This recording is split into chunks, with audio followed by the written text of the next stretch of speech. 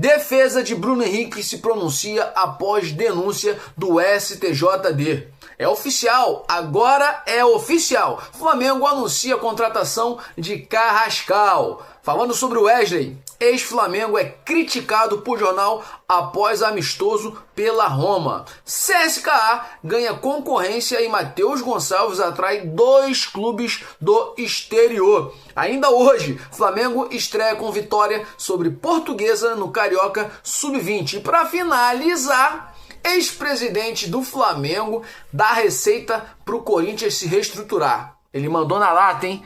Vai tomar vergonha na cara, Corinthians! Mas antes de seguir com tantas informações e novidades do Flamengo, eu gostaria de pedir você o seguinte, irmão. Já vai deixando aquele likezinho maroto nesse vídeo.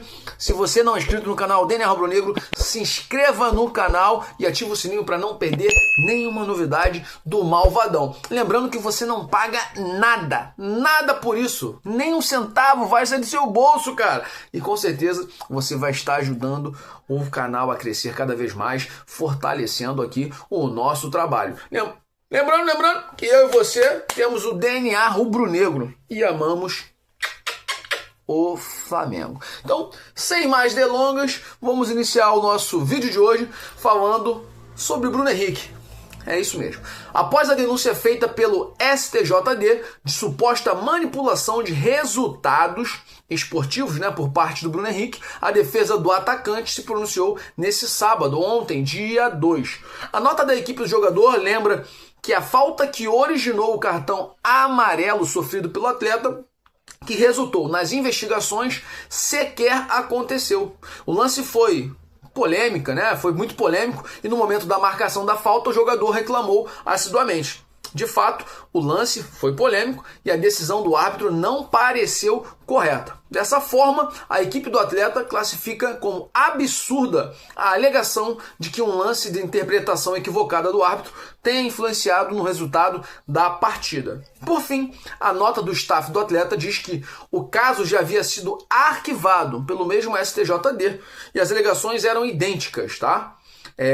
Por isso, eles não entendem o motivo da nova acusação e afirmam que o desfecho do novo problema também merece ser o arquivamento. Vamos falar rapidamente aqui sobre o caso do Bruno Henrique. Apareceram muitas mensagens de WhatsApp, de conversas dele com o irmão e tal, e é isso. Mas, de fato, o que a defesa está alegando... Meu irmão, você já viu o lance? Eu estava vendo o jogo naquele dia. Foi extremamente ridículo ele ter tomado aquele cartão amarelo. Só para lembrar, não houve nem falta, irmão. E aí ele foi falar com o juiz de maneira respeitosa. Eu achei que foi respeitosa. Eu não achei que foi algo que ele estava querendo esculachar o juiz. O juiz, cara, deu um cartão amarelo pro cara. Então o juiz também tinha que ser investigado, pô. Porque ele não merecia ter tomado aquele cartão amarelo. E aí, como aquele cartão amarelo que não deveria ter acontecido, pode sim pode influenciar numa condenação do atleta. Então, de novo, ele não deveria ter tomado o cartão amarelo. O juiz deu um cartão amarelo de forma equivocada. A esse juiz não está sendo investigado, só o Bruno Henrique. Então, irmão, eu acho que se tem caroço nesse angu, tem que ser investigado. Também o juiz, porque não houve falta para cartão amarelo e nem reclamação para isso. Mas vamos lá, Vamos seguir. O que você acha disso? Já viu o lance? Procura o lance lá. Foi contra o Santos. E deixe sua opinião nos comentários, Se você acha que o Bruno Henrique merecia ter tomado cartão naquele lance, Numa reclamação que ele fez com o juiz. Falando agora sobre Carrascal, irmão. Carrascal. Dessa vez, a gente pode confirmar. Sim, chegou. E essa confirmação não é só minha, o clube confirmou isso no dia de ontem, no sábado. E aí, irmão, o maluco chegou para estar presente na lista do Flamengo, que é uma lista gigantesca. O Flamengo até postou ontem, zoou pra caramba, O Flamengo tem feito várias postagens bem interessantes no Instagram. Ele botou assim, pra quem duvidou, escreve com o admin, o administrador. Carrascal no Mengão, Carrascal no Mengão, Carrascal. E ele botou uma foto do dos Simpsons, né? Do Barney, não é do Barney não, o filho do Simpsons, me esqueci agora. Caraca, mano, esqueci o nome do moleque, mano. Depois tu bota no comentário aí, qual é o nome mesmo do filho do Simpson, né? Do Barney lá do Simpson. Eu não lembro agora. Rapaz. Mas ele num quadro escrevendo com a camisa do Flamengo, como se estivesse de castigo, né? Escrevendo Carrascal no Mengão. Carrascal no Mengão. Lembrando que o jogador que ficou conhecido como Neymar colombiano no seu país chega como alternativa ao Arrascaeta, né? O craque uruguaio não tem um reserva à altura desde que chegou, né? Falando do Arrascaeta. E os torcedores batem na tecla desde 2019. Mas Carrascal pode atuar não só na função do Arrascaeta, como ao lado do Arrasca, né? O estrangeiro também tem facilidade para jogar aberto pelos cantos, trazendo a bola para dentro e trabalhando com a ultrapassagem do lateral nas suas costas. Acho o seguinte, irmão, Carrascal tá vindo para somar, o quinto reforço do Flamengo. Vamos lá de novo. Jorginho, depois Emerson Royal, aí não tem uma ordem muito certa. Vamos lá, Emerson Royal, Saúl, Samuel Lino e agora Carrascal. Então, eu estou muito feliz pela chegada do Carrascal e acho que o Flamengo está realmente com um time agora muito forte. Já era um time forte, um elenco muito bom, né? Mas tivemos muitos desfalques por lesões. Eu acho que agora a gente começa a ter um time que, por mais que alguém se machuque, né, se lesione, a gente consegue colocar alguém à altura para jogar. O que você acha? Deixe sua opinião nos comentários e se você está feliz pela chegada do Carrascal. Seguindo aqui agora, vamos falar sobre o Wesley, irmão. Meu Deus do céu, o cria do Mengão foi criticado, tá, por um jornal após um amistoso que ele fez aí pela Roma. Na verdade, foram 2 amistosos já, tá? 2 amistosos. Mas vamos seguir com a reportagem e depois a gente comenta.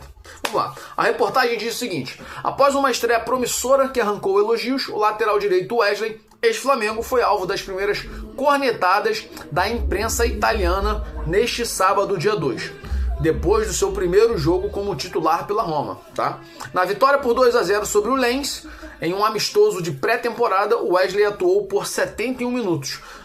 A sua performance, no entanto, não encheu os olhos dos jornalistas do tradicional Corriere dello Sport. O jornal avaliou o cria do Ninho com uma nota 5.5 e questionou se o desempenho em campo já justifica o alto investimento de 25 milhões de euros, né, feito pelo clube italiano. E aí tem um monte de frases, né, dos caras aqui, eu não vou ler isso para vocês, mas eu vou seguir aqui dizendo o seguinte, ó: a análise ponderou que ainda é cedo. Isso lá, o pessoal do jornal.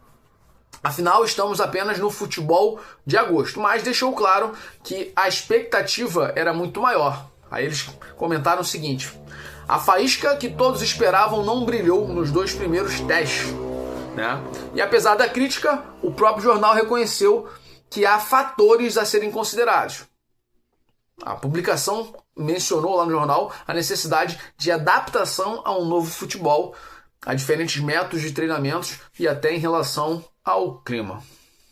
Eu queria saber de você. Você acha que tá muito cedo para que a Roma possa esperar do Wesley o futebol que ele apresentou pelo Flamengo, né, no seu ápice, e que fez ele ser vendido por esse valor altíssimo, né, 25 milhões de euros? Ou o Wesley pode, para você não desencantar lá no Roma? O que vocês acham? Lá na Roma, né? Eu acho o seguinte: o Wesley é um jogador de fase. Ele não é aquele jogador que vai jogar bem o tempo todo. Existem momentos da carreira dele, às vezes não é um jogo só não. Às vezes existem momentos da carreira do Wesley que ele passa 3, 4, 5 jogos jogando mal. E às vezes o técnico banca ele, como aconteceu no Flamengo. Felipe Luiz bancando, né? Ao invés de botar o Varela, permanecia com o Wesley. Mas não sei se lá fora a oportunidade que às vezes é dada aqui dentro por não ter alguém à altura, a oportunidade é igual.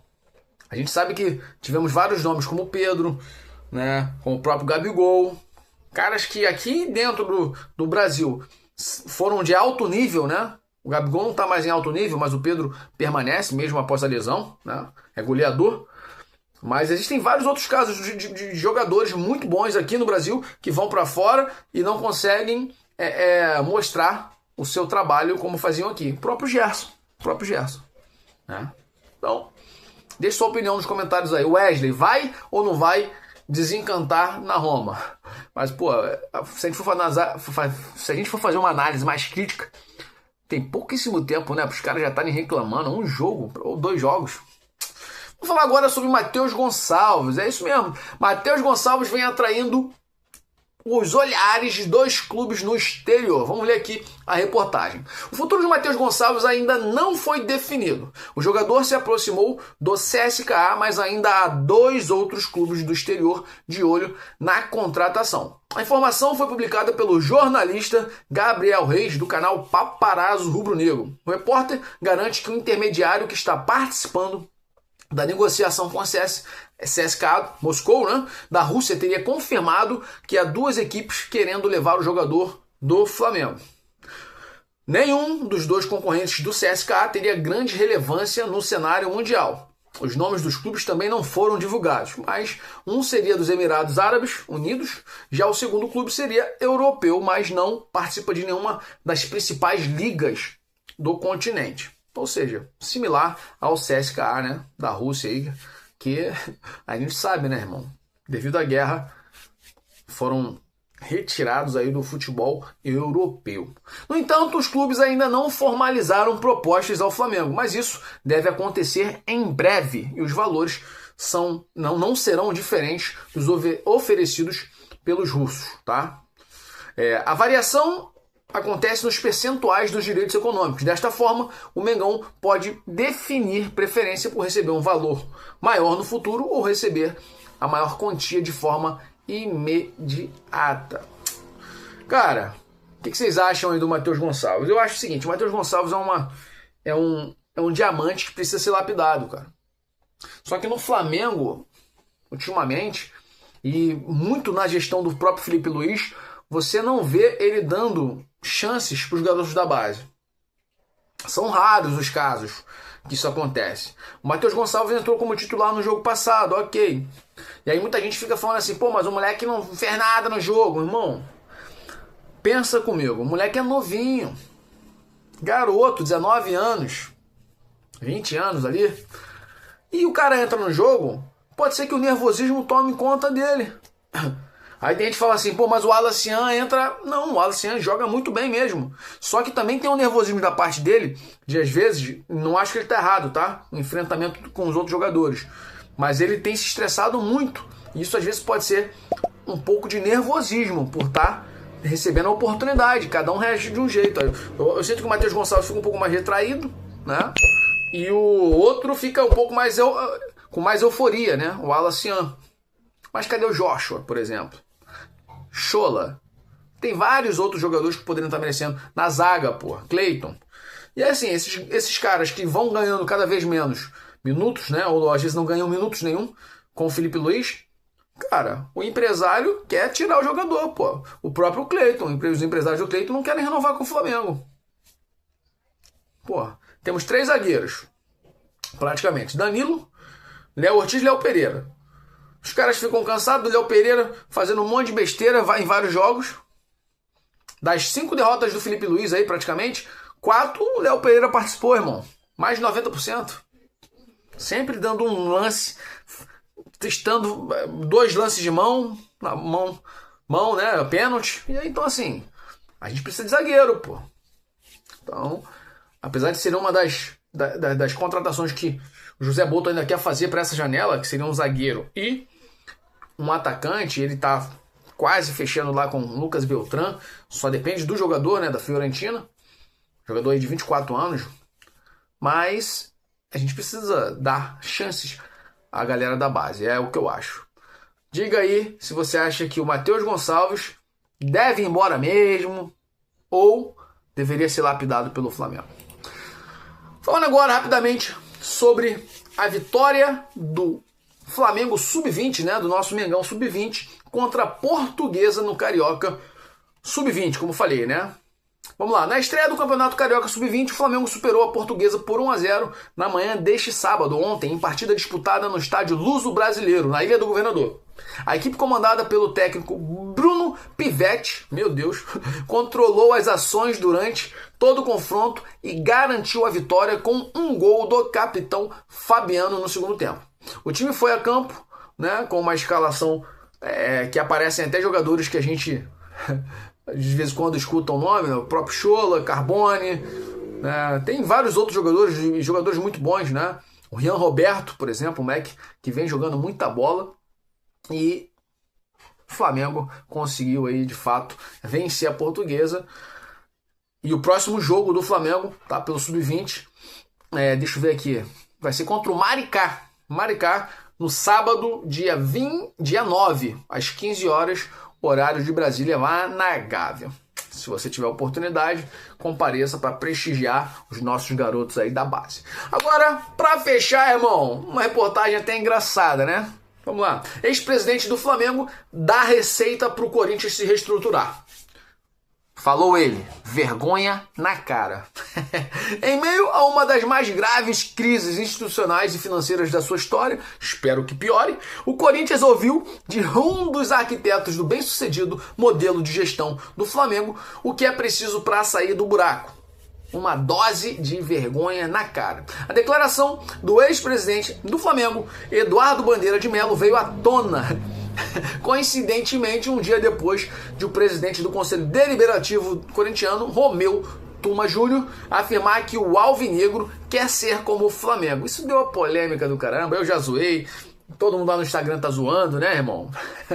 A entrevista ao canal Benja Memúcio, né, do apresentador Benjamin Bach, o ex-mandatário do Mengão, responsável por iniciar a reestruturação que transformou o Flamengo em uma potência financeira no futebol brasileiro, foi taxativo ao analisar a situação do clube paulista. Para ele, a solução não reside em fórmulas complexas, mas em princípios básicos de gestão. Vamos ouvir as palavras dele para a gente fechar o vídeo de hoje. É muito mais uma coisa de atitude, de postura, de vergonha na cara. O que você precisa fazer no Corinthians, né? O que se fez no Flamengo. Você aprende em administração financeira 1. Não tem nada assim de estratosférico, destacou. Irmão, eu te pergunto, Bandeira de Melo tá errado? Tá não, irmão. O time do Corinthians é uma bagunça, a gestão do Corinthians é uma bagunça, a presidência do Corinthians é uma bagunça. E eu espero que permaneça assim, porque enquanto não tiver alguém decente para comandar, como teve no Flamengo, como o Bandeira de Melo foi importantíssimo pra gente, né? Como o Paulo Nobre lá no Palmeiras, a Leila tá colhendo frutos e continua aparentemente administrando bem, como o Flamengo, né? Tivemos o Bandeira de Melo, depois quem colheu frutos foi o Landim e agora o BAP. Espero que continuem fazendo um bom trabalho, que aparentemente estão fazendo na parte de gestão financeira. Mas se também não tiver uma gestão do futebol, não adianta, não se ganha títulos. E sem títulos, um time não consegue prevalecer sobre os outros, né? Até na parte financeira. É isso. Deixe sua opinião nos comentários. Se foi legal ou não foi legal essa cuspida na cara, esse tapa na cara que o Bandeira de Melo deu no Corinthians. Eu achei bem interessante. É uma verdade que eles já precisavam escutar há muito tempo. Lembrando que o presidente Augusto Melo do Corinthians deu uma declaração fortíssima, dizendo que o Corinthians não quer ser igual ao Flamengo, o Flamengo quer ser igual ao Corinthians. Aí tu vê, mano, o cara é maluco, só pode ter problema na cabeça, mano. Aí um cara desse, que dá uma declaração dessa, falou que o Corinthians é muito maior que o Flamengo. Um cara desse, ele tem a mente boa? Um cara desse, ele é doidão, cara. É um cara que tem problema. E aí você pode ter um cara desse administrando o seu time? Não pode, porque o cara não consegue ser realista. Ele não vê os fatos como são. O Flamengo é muito maior que o Corinthians em relação à torcida. É muito maior que o Corinthians em relação à parte financeira. Como que o Flamengo quer ser igual ao Corinthians, cara? Claro que não, é evidente que não. Mas enquanto tiver alguém no Corinthians com esse pensamento, com a finalidade de não fazer o que é certo, o Corinthians vai permanecer nessa pindaíba. E de novo, espero que piore. Por quê? Porque ninguém deseja bem ao Flamengo a não ser a sua própria torcida. Você sabe disso. Os antes, irmão, querem que o Flamengo se exploda. Da mesma maneira, eu gostaria de dar a minha reciprocidade a eles. Vasco, que piore a crise. Corinthians, que piore essa crise. São Paulo, permaneça no buraco. É o que eu desejo e acredito que você também deseja. Vou ficando por aqui, irmão. Muito bom estar com vocês. É top. Eu fico muito feliz em ver que vocês estão acompanhando aqui. Tá começando a crescer o número de visualizações. O canal tá chegando aí a 1.700 inscritos. Isso só acontece por causa de você, tá bom? Então, eu gostaria de pedir, deixa aquele like maroto se você ainda não fez isso. Likezinho maroto. Se inscreva no canal DNA Rubro Negro e ative o sininho para não perder nenhuma novidade do Mengão, do Malvadão, do mais querido, irmão. É de graça, você não paga nada por isso. E é claro que isso fortalece demais o nosso canal, o nosso trabalho. E o canal só cresce a partir dessa atitude sua. Lembrando que eu e você possuímos o que, irmão? O DNA rubro-negro. E amamos o Flamengo. Saudações rubro-negras. Para sempre, Flamengo.